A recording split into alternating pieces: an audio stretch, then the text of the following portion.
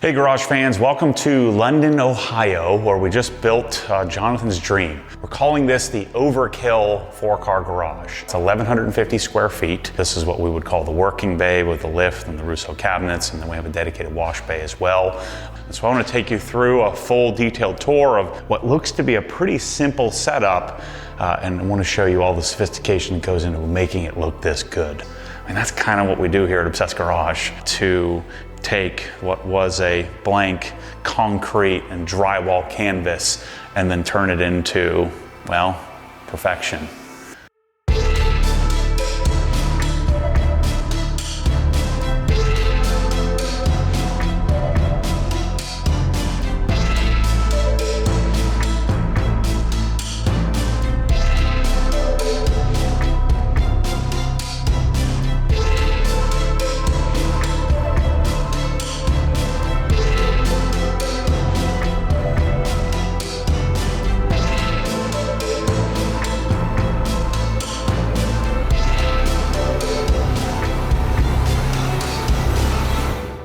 All right, so when I do a garage, the first thing you want to think about is the lighting. These are from Cree. They're called Cree linear fixtures, LS linear fixtures. They're 5,000 Kelvin in color temp, and they're controlled by Lutron PAL packs. That's what the little boxes are at the end. So the PAL pack is a radio frequency device that then communicates to a light switch, or what's called a Pico from Lutron.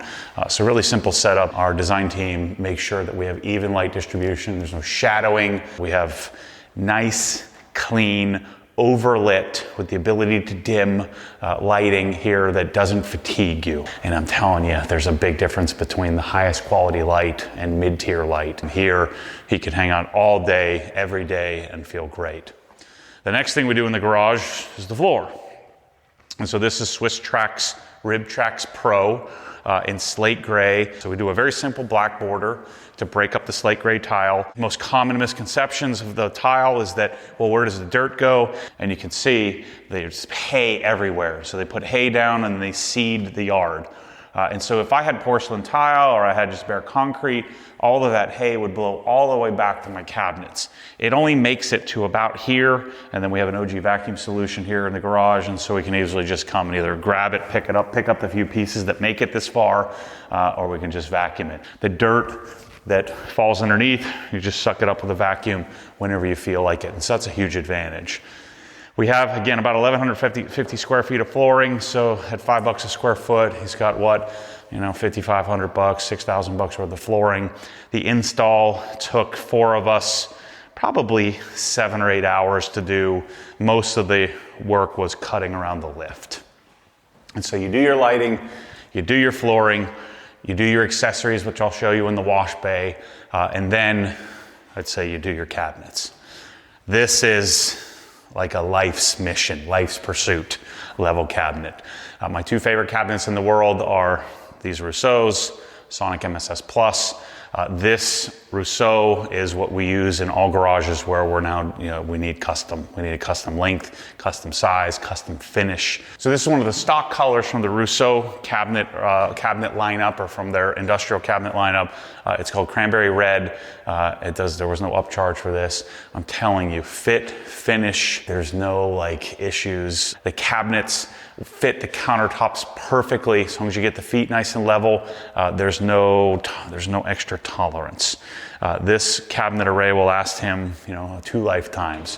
One of the things that really shows, I think, quality, I'm 230 pounds. If I put all my weight on the drawer, there is almost zero deflection.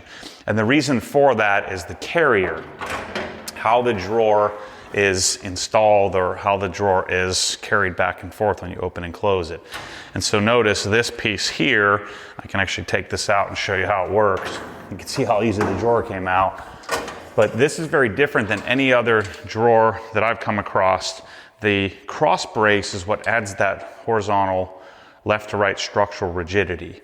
And so each one of these drawers holds 440 pounds, which of course is not necessary to hold, screwdrivers and sockets, but overkill is the name of the game, I think, in my life. And so overkill is what makes a functionally excellent experience. So these cabinets, this array here, just to give you a point of reference, is about $22,000 shipped to his door. If you were, unfortunate enough to be able to save and put together enough funds to buy something like this, the level of craftsmanship, the level of quality, the level of overkill is I think it's worth the funds in order to set up and do a cabinet array of this caliber. Then he's going to load it with all the tools and stuff like that over time. Stainless tops, these are roughly 1.75 inch height.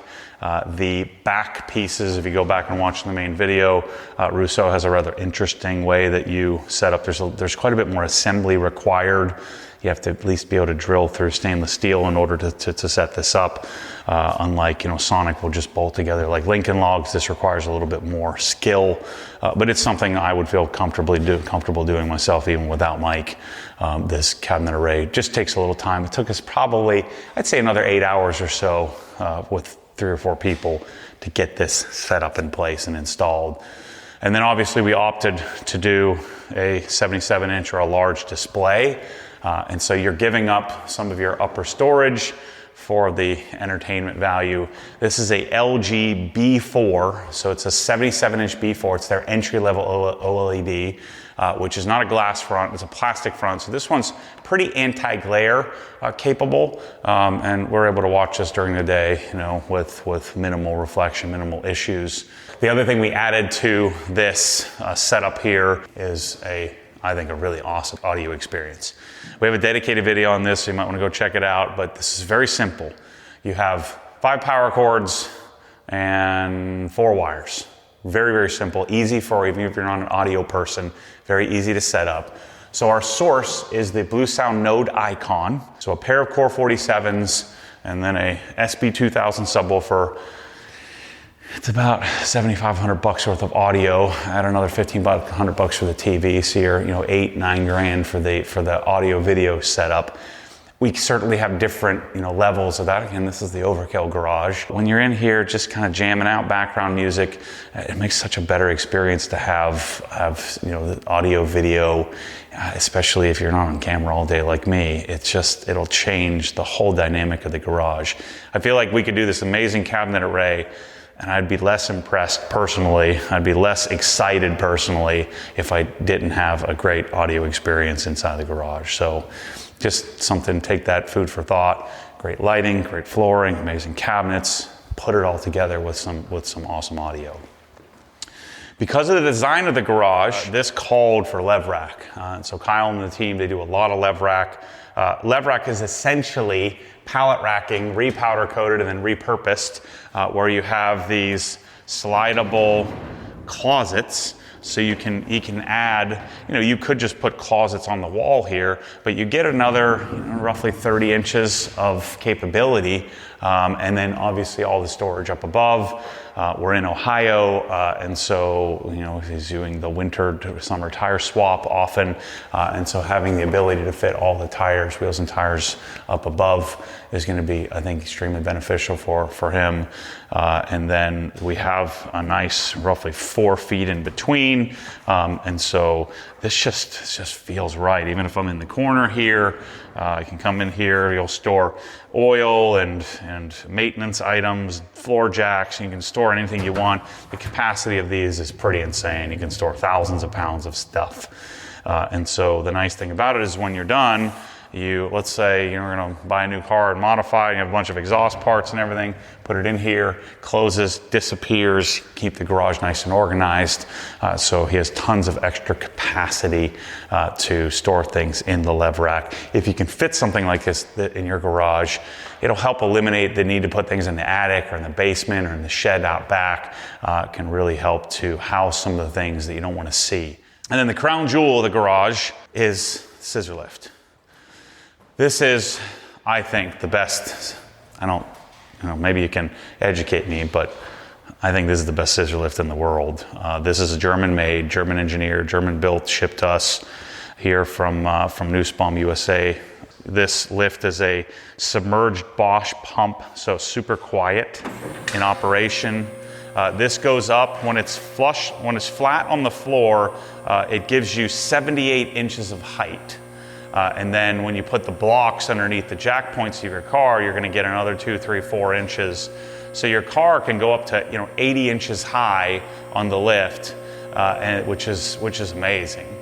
And then if you're a detail-focused person, and if you have a garage like this that you want to stay open and all the real estate available, there's no better option than to do a scissor lift. But the magic to a scissor lift is that I can park on it all the time. Yes, I can't pull a car underneath it, but I can park on it, and then I have full access around it. And so there's our height. And then, I'm 6'2", and so I can actually stand underneath the lift. And so remember, the car is going to be sitting up on a block, and so the underside of your car is going to be 6 to 8 inches above my height. Jonathan's 5'11", 5'10", 5'11", so I don't think his Mercedes SUV can go all the way up, but his car's, like his Cayman, is going to be able to put all the way up in the air, and then be able to do whatever needs to be done, change oil,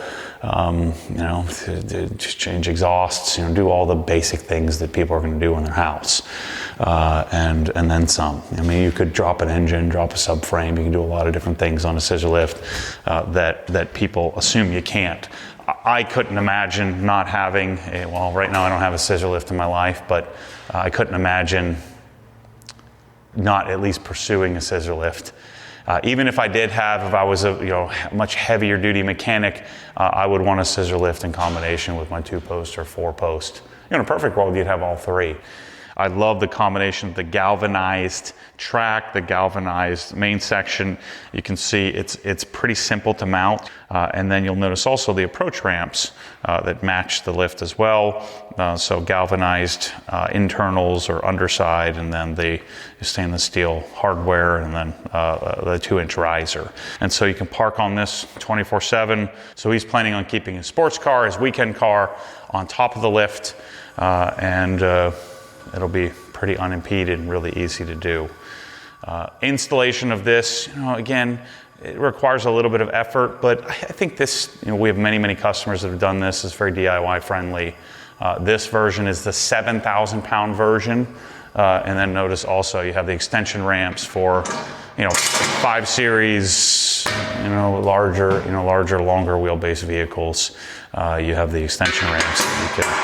You can increase the size.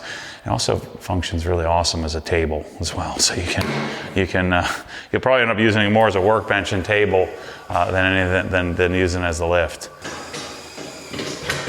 And then my garage doesn't have these giant posts in the way.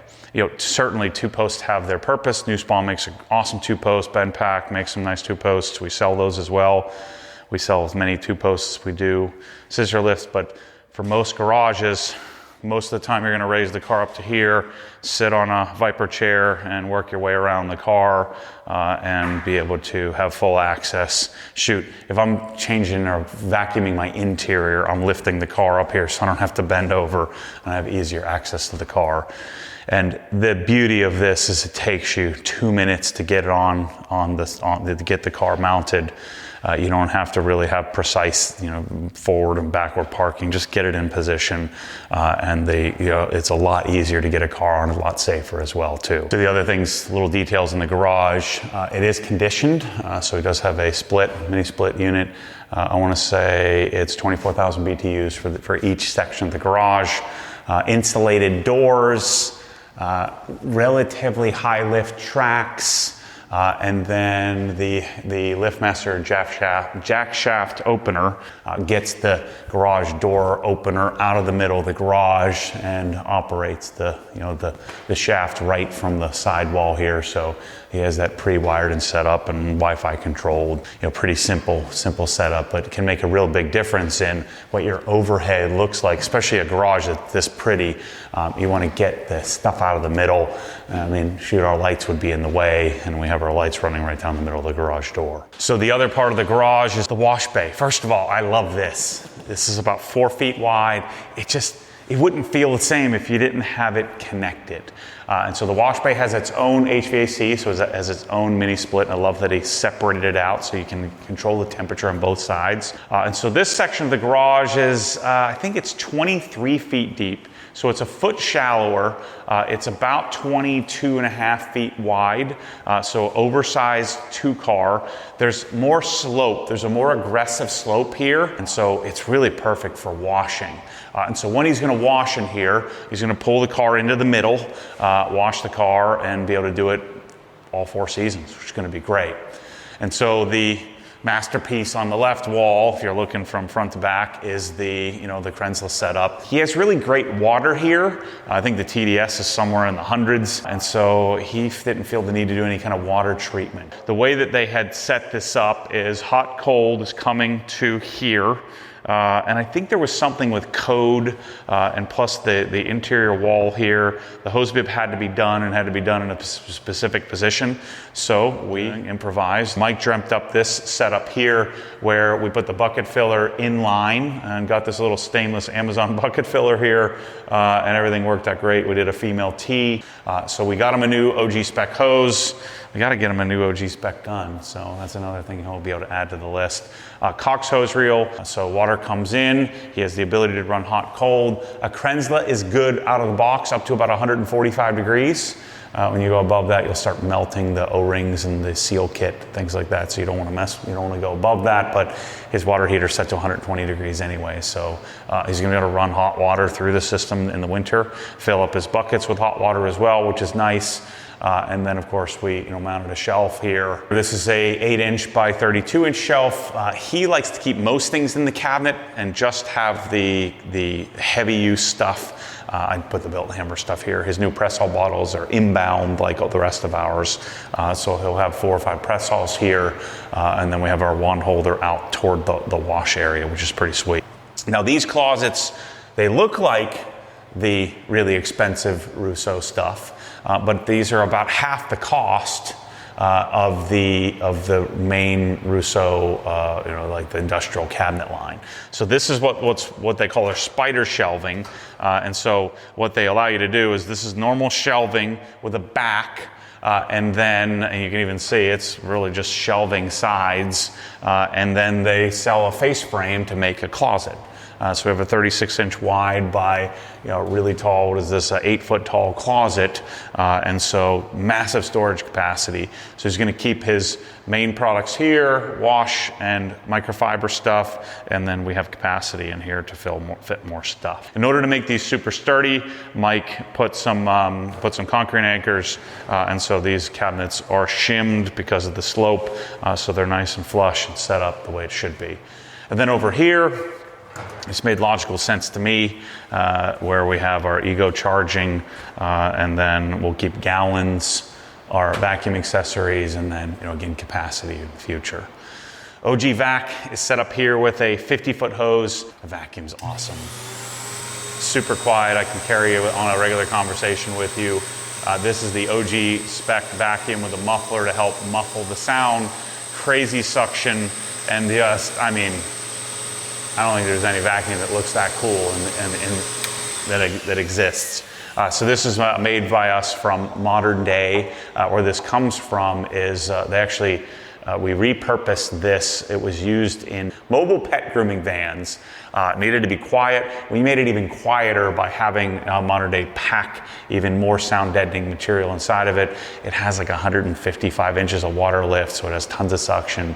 Really, really awesome setup. And then we have the new sort of indestructible OG hose, and then the basic accessories, the best accessories I could find. That's something that I'd love to add to my long-term list to be able to make our own accessories over time. And so the key to this garage in general is keep stuff off the walls.